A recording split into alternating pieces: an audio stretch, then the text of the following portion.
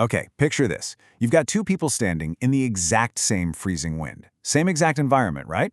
But one of them ends up catching this nasty, week-long cold, while the other person? Totally fine, feels absolutely nothing.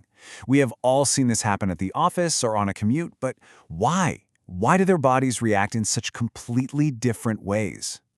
Well, welcome to This Explainer. Today, we're going to fundamentally shift how we think about health. We're moving away from that classic invader versus body battlefield mindset, and we're diving into a really fascinating process-based philosophy. We'll be unpacking a brilliant source text that translates ancient traditional medicine concepts into a clear, dynamic model of how human biology actually interacts with the world. To do this, we're going to trace the entire life cycle of an illness. We'll hit 1. Why we get sick. 2. The root of qi imbalance. 3. The stages of disease. 4. The chronic disease balance. And finally, 5. The ancient ecology of Wu Yun Lu Qi. All right, let's jump right into Section 1, Why We Get Sick and the Illusion of the Invader. So the biggest takeaway here is that your internal balance actually matters way more than whatever external bug is going around. There's this incredible quote from an ancient text called The Yellow Emperor's Inner Classic. When healthy energy is inside, evil cannot interfere. And that doesn't just mean having a strong immune system. It means your body's overall regulatory capacity, its ability to adapt to sudden changes, is solid. The external factor, that's really just a trigger. It's your internal stability that dictates the final outcome.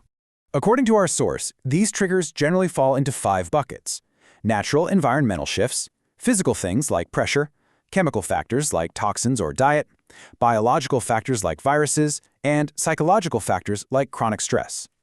But, and this is a huge but, none of these things are the actual disease itself. They're just interferences that are trying to knock your system off balance.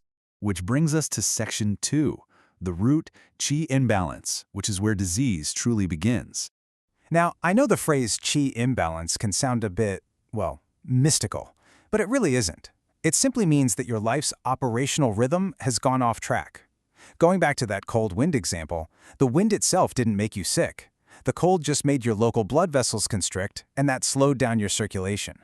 If your body fails to quickly readjust and fix that flow, your operational rhythm deviates from its normal baseline.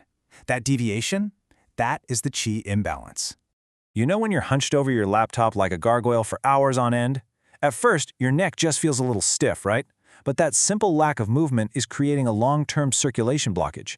Over time, that tiny functional deviation literally solidifies, leading straight to a structural issue, like a herniated disc. Disease isn't sudden, it's an evolution. That leads perfectly into Section 3, the stages of disease, and this 5-step evolutionary process. Our source explains that every single disease follows this exact same 5-step path. It's a snowball effect. It starts as a slight imbalance, which grows into a functional disorder where things just feel off. If you don't correct it, it forces physical, structural changes. Eventually, that leads to actual organic damage.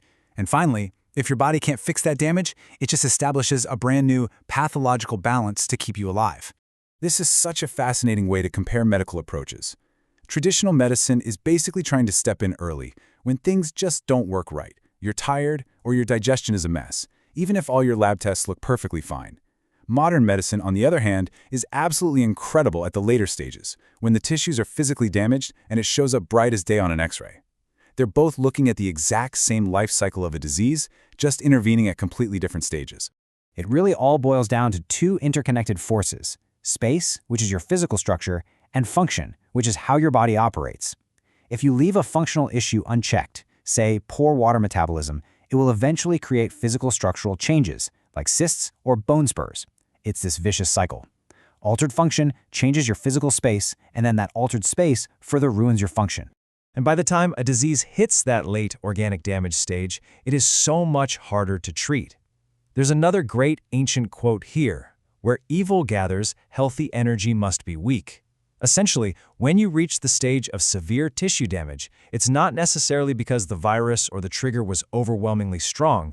It's because your body's overall repair capability, your internal energy, is failing. Moving on to Section 4, the chronic disease balance and system reconstruction.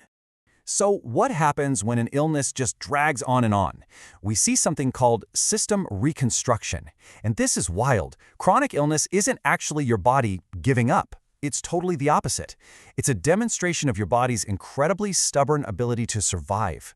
It realizes it can't get back to 100% health, so it basically builds a new, pathological equilibrium just to keep the lights on.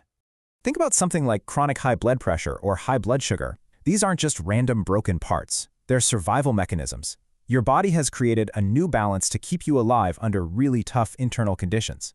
And this is exactly why just attacking a single symptom, like forcing a blood pressure number down with medication without addressing the whole system, rarely cures the underlying chronic disease. The body has completely rewired its baseline. Finally, let's hit Section 5, Wu Yun Liu Qi, which is all about ecology, not fortune-telling. Let's demystify this real quick. Wu Yan sounds intense, but it simply describes the macro rhythm of nature over time. It's the observation of how our environment cycles in highly predictable ways: the birth of spring, the massive growth of summer, the harvest of autumn, and the storage of winter. It's literally just ancient ecology recognizing that nature has a pulse. And those 6 qi? There is absolutely nothing magical about them. They are wind, cold, summer heat, dampness, dryness, and fire. That's it. They're just the ancient ecological terms used to categorize real, concrete climatic changes. Today we'd probably say cold front or heat wave, but it is the exact same observation. So why does all this weather stuff matter? Because humans are an open system. We aren't just walking around in a closed vacuum. When the temperature suddenly drops or the humidity spikes, our internal biology has to undergo a massive chain reaction just to adapt. We are constantly exchanging energy and information with our surroundings. So, to really understand our health, we have to study the continuous natural changes happening all around us. Bringing it back to where we started, everyone is different. Look at how the exact same winter climate hits different people. Person A has high energy, person B feels completely neutral, and person C is instantly cold and achy. Because everyone has a unique internal baseline, the exact same climate triggers a completely different reaction. This ancient ecological model wasn't used to declare some inevitable fate. It was used to predict health trends and risks based on your specific body type. So, recapping our agenda, looking back at this entire journey, it's clear that this philosophy of medicine isn't about fighting some random invader. It's about recognizing the human body as an open, deeply connected system and working to restore dynamic balance across an evolving timeline. I want to leave you with a thought, and it's a big one. If our health is essentially just an ongoing adaptation to our environment, well, our modern climate is changing more rapidly right now than ever before. So how are those massive ecological shifts going to fundamentally rewire our long-term health and internal balance?